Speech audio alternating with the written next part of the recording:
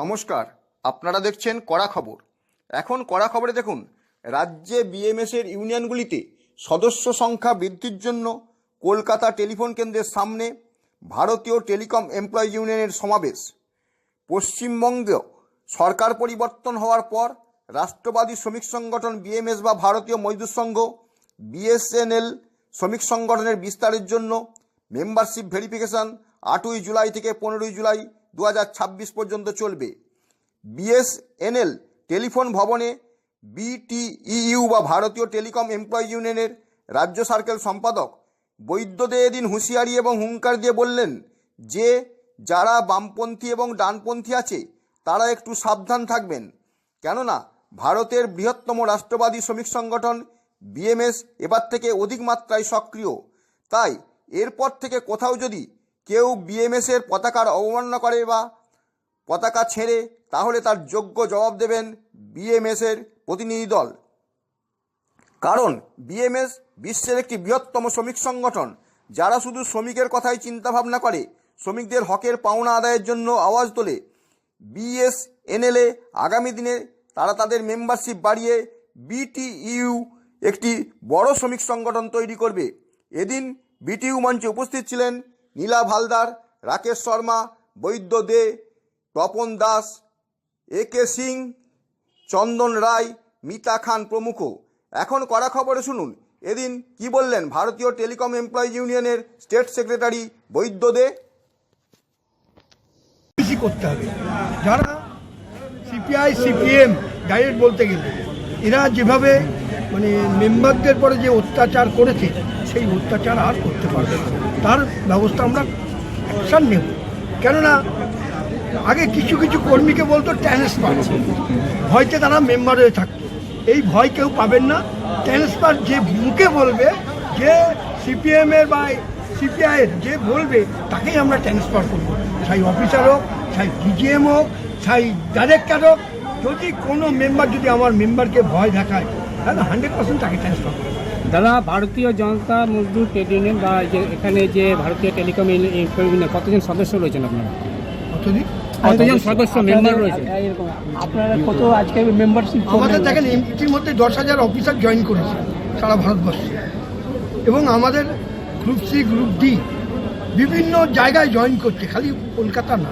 আজকে শিলিগুড়ি বলুন, বর্ধমান বলুন, আসানসোল বলুন, বাংলার বাইরে ইউপি বিহার যেখানে যাবেন সব জায়গায় আমাদের একই সঙ্গে বছরে একবার। তাই এরা ইলেকশন করতে ভয় পাচ্ছে।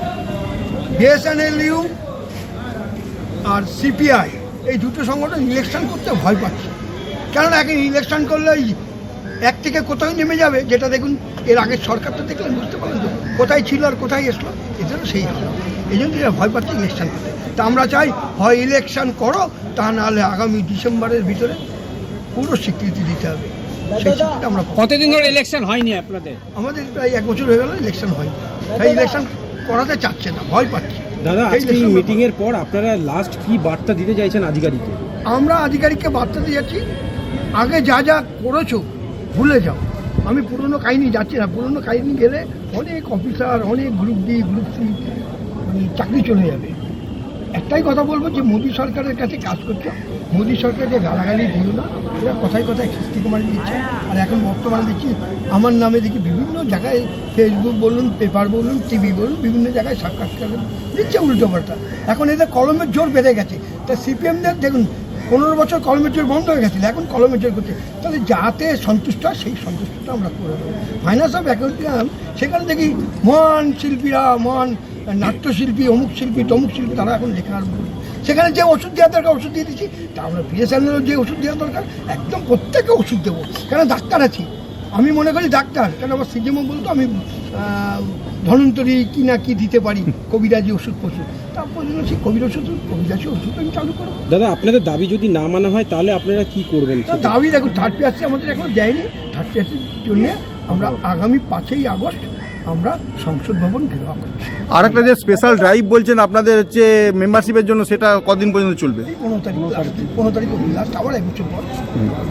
এখন অবধি কতজন মানুষ মেম্বারশিপ নিয়েছেন, নতুন কতজন মানুষ মেম্বারশিপ এখন 1 তারিখে বলতে হবে, 1 তারিখে বলতে হবে, 1 তারিখে আমি টের পাবো বা 30 তারিখে আমি টের পাবো কত মেম্বারশিপ কোথা থেকে হচ্ছে, অনলাইনেও হচ্ছে অফলাইনেও হচ্ছে। এবার দেখা যাক কতটা হয়। একটা বার্তা দিলাম 10,000 অফিসার হয়ে গেছে, আর 2,000 অফিসার দরকার, তাহলে আমরা 1 নম্বরে চলে যাব। আর এখানে আমাদের ভিটিউ বিএসএনএলে এখানেও আমাদের যে মেম্বারশিপ আসছে তাতে মনে হচ্ছে আমরা 1 নম্বরে যাব। স্টেট সেক্রেটারি বৈদ্যদের কথা তো আমরা শুনলাম, এখন শুনবো কলকাতা সার্কেল সেক্রেটারি তপন দাস কি বললেন সেই কথা। নমস্কার, আমি ক্যালকাটা টেলিফোনসের সার্কেল সেক্রেটারি বলছি, আর আরেকজন আছে ওয়েস্ট বেঙ্গলের বৈদ্যদেব। ঘটনা হচ্ছে যে আমরা যে কজন এখানে আছি সে কজনই এমন আওয়াজ দিই যে টেলিফোন ভবনে যেখানে যেখানে লোক আছে তারা যেন আমাদের এই আওয়াজটা শুনতে পায়। বন্দে মাতরম, বন্দে মাতরম, ভারত মাতা কে, ভারত মাতা কে, ভিটিউ বিএসএনএল জিন্দাবাদ, ভিটিউ বিএসএনএল জিন্দাবাদ, বিএমএস জিন্দাবাদ, বিএমএস জিন্দাবাদ। নমস্কার, আজকে মূলত মেম্বারশিপ ভেরিফিকেশন 15ই জুলাইয়ের মধ্যে আমাদের এগুলো করতে হবে। যারা যেসব আমাদের কর্মচারীরা এসছেন তাদেরকে বলবো তারা যাদের সঙ্গে কাজ করেন তারা যদি ডিপার্টমেন্টের স্টাফ হন সে যে যার ইউনিয়ন করতেই পারে।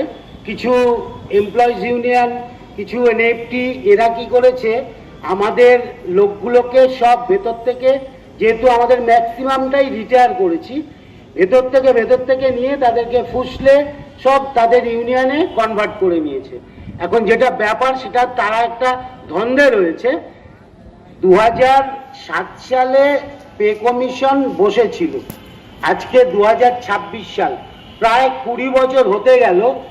আমাদের যারা যেসব স্টাফরা ডিপার্টমেন্টাল রয়েছে তারা এখনো পর্যন্ত তাদের কাছে কৈফিয়ত চাইতে পারেনি যে কেন এখন পর্যন্ত আমাদের এই 2000 মেম্বারশিপ এটা পে কমিশনটা এখনো বেরোচ্ছে না কেন।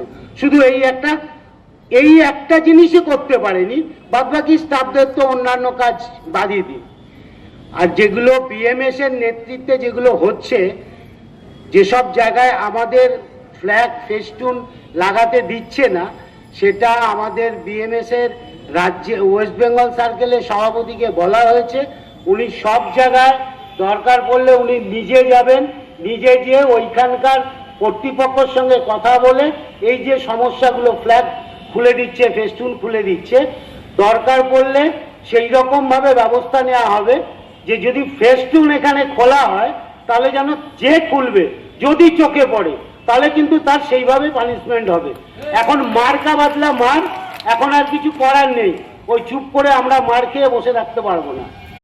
এরপর আমরা একে একে শুনে নেব এদিন উপস্থিত অন্যান্য অতিথিদের কথা। এখানে এত শ্রমিক কর্মচারী এসছে, তারা হয়তো পার্মানেন্ট কর্মচারী না হলেও 20 থেকে 25 বছর এই বিএসএনএল এ এই যে ছেলেগুলো দেখছেন তারাই শ্রম দিয়ে এসছে, আজও পর্যন্ত শ্রম দিচ্ছে।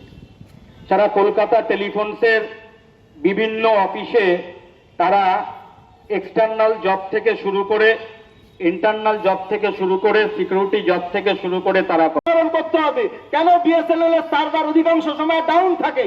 আমরা কি তাহলে আমাদের ডিউটি ঠিক মতো করতে পারছি না?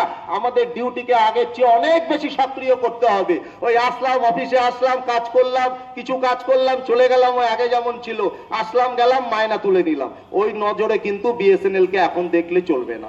আমি পূর্বেই বলেছি যে আপনারা এই মুহূর্তে আছেন ভারতীয় মজদুর সংঘের ছত্রছায়া, একটা শক্তিশালী ট্রেড ইউনিয়নের প্ল্যাটফর্মে আছেন। আপনাদের সঙ্গে রাজ্য না, রাজ্য বিএমএস না, গোটা ভারতবর্ষের বিএমএস আপনাদের সঙ্গে আছে। আপনারা জানেন সদ্য আমাদের বিএমএস এর সভাপতি মাননীয় উজ্জ্বল দা দায়িত্ব। আপনি কি আপনার খবর সরাসরি সম্প্রচার করতে চান অথবা আপনার এলাকার খবর দেখাতে চান? তাহলে যোগাযোগ করুন কৃষ্ণপ্রসাদ পাত্র, ফোন নম্বর 862228 00252 অথবা 8282860856 এই নাম্বারে, অথবা Arjun Sen CPRO phone number 9433138840 এই নাম্বারে।